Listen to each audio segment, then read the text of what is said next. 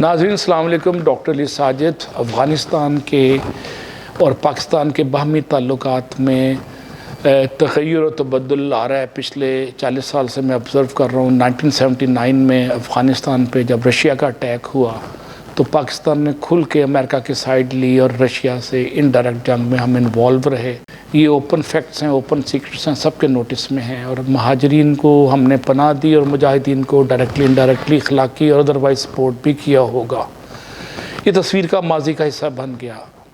उसके बाद 90 की दिहाई में हमने तालिबान को दामे दरमे कदमे सुखने माली सपोर्ट दी, इंटेलेक्चुअल सपोर्ट दी और उनकी तश्कील में पाकिस्तानी इस्टेब्लिशमेंट का ग़ालिबन कागज़ों की हद तक सुनने में ये आता है कुछ ना कुछ रोल था। उस वक्त वो हमारे कंट्रोल में थे और उनकी पॉलिसीज़ पे हमारा थोड़ा बहुत इन्फ्लुएंस था। ये तस्वीर का दूसरा रुख हो गया। मैं पिछले 40 साल का छोटा सा तज़िया कर रहा हूँ। हमने उस वक्त एक गलती की कि अफ़गानिस्तान का वो हिस्सा जो पाकिस्तान को और अफ़गानिस्तान को मिलाता है, वाखान की 15 से 18 मील की पट्टी है जो डायरेक्ट सेंट्रल एशिया में हमें रसाई देती है, एक्सेस देती है, उनसे एग्रीमेंट करके हमने ख़रीदी नहीं। ये गलती हमने 90s की दिहाई में की।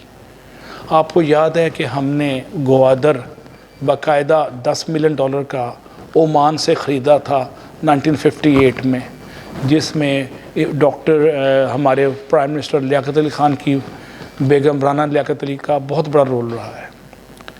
इसी तरह मेरी एक छोटा सा आइडिया है पॉलिसी मेकर्स के लिए कि हम वाखान की बेल्ट भी अफ़गानिस्तान से ख़रीद लें ताकि हमें हुकूमत बदले या ना बदले, उनसे दोस्ती बढ़े या कम हो, हम इंडिपेंडेंटली सेंट्रल एशिया में साल के 24 घंटे और 12 महीने डायरेक्ट रसाई ले सकें और अपनी एक्सपोर्ट कर सकें और वहाँ से गैस ताजिकिस्तान से इंपोर्ट कर सकें, उज़्बेकिस्तान से हमारे राब्ते बढ़ें वगैरह वगैरह। और आपको पता है सेंट्रल एशिया के रूलर्स ने साउथ एशिया पे आके रूल किया है, तो हमारा उनके साथ मजहबी, रूहानी और कल्बी वाबस्तगी है।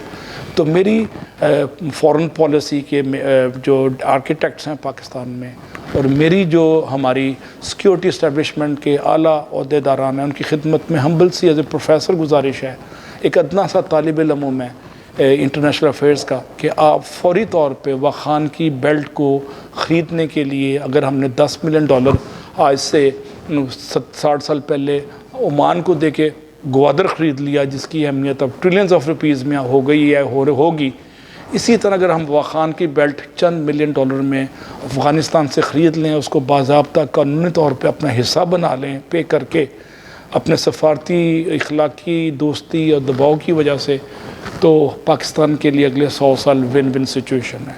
हम बिजली की इंपोर्ट करनी हो, गैस की इंपोर्ट करनी हो, अपनी एक्सपोर्ट बढ़ानी हो और उनसे पूरे सेंट्रल एशिया के ज़रिए रशिया और यूरोप से मिलना हो, ये 19 मील की या 18 मील की जो पट्टी है वाखान की, इसको गवर्नमेंट ऑफ पाकिस्तान ख़रीदने के लिए संजीदा कोशिशें करे ताकि हमें रोज़ की ये जो मुसीबतें हैं, फ़ॉरेन पॉलिसी में वेरिएशन जो आती है, उससे हमें निजात मिल जाए और हम इंडिपेंडेंटली उसके तय ज़मीन के हवाले से अपनी राउंड द क्लॉक बस ट्रांसपोर्ट सर्विसेज, रेल या व्हाटएवर हवाई सहूलतों के ज़रिए हम डायरेक्ट वहाँ पे एक्सेस कर सकें।